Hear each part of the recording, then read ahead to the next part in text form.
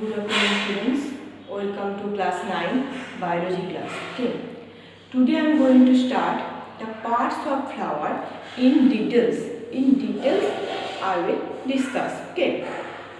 The parts or the basic thing I have already discussed in details. Today I will discuss in details. First, the essential and non-essential parts of a flower. Which one is the essential part and which one is the non-essential part? First, the parts of a flower which involve directly in reproduction. Directly involved in reproduction, this part is called actually essential. So directly involved, you know, this is the male part and female part.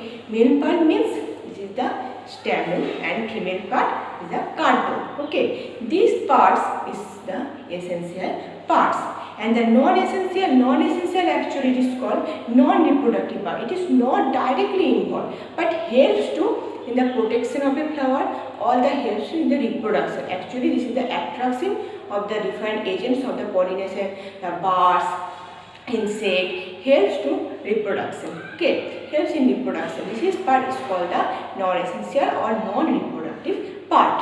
This part is the calyx, corolla. This part the petals, sepals. Okay, this part is the non-essential part. First, parts of a flower. First part, you know what is this? The first part, calyx. First part, the calyx. Okay, calyx actually, you know, the outermost part is the calyx. It is a consist of a 3 to 5 sepals. 3 to 5 sepals. Okay, and usually this is the, you know, this is a green in color and the leaf-like structure. Green in color usually, but in some flower may be in color, means except the green. This part, these sepals is called the petaloid. Petaloid. If the color sepals is called except green, is called petaloid sepals. And the in some flower, the petals, when the sepals are free, from each other, this is called the polysepalous. Polysepalous, like this.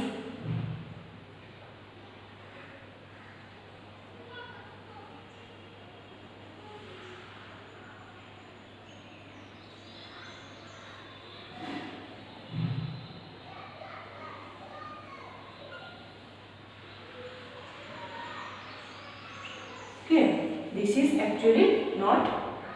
This is all the sepals are free from each other. This is called polysepalous.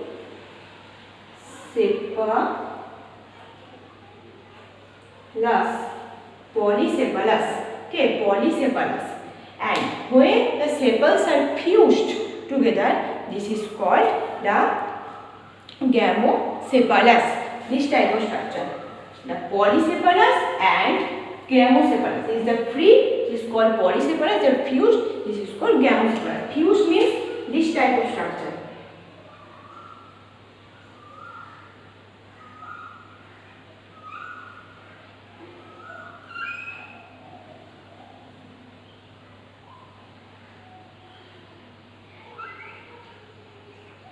This structure. All are the fused. This is the gamosepalous. Okay, gamosepalous. All the sepals are fused. And what is the function of the calyx? The calyx encloses and protect the inner whole part. Actually, the calyx protect the inner parts of flower. The sepals contains the chlorophyll. Usually the green in color, chlorophyll synthesize the food also, helps to synthesize food, and together the petals they also attract the birds and insect for pollination. Together petals is attract the birds or insect for the pollination. Okay, first this is the protection, also helps in the reproduction. So actually it is a non-essential part of flower, the calyx. Okay. Second part, you know, this is the corolla. Second part, corolla.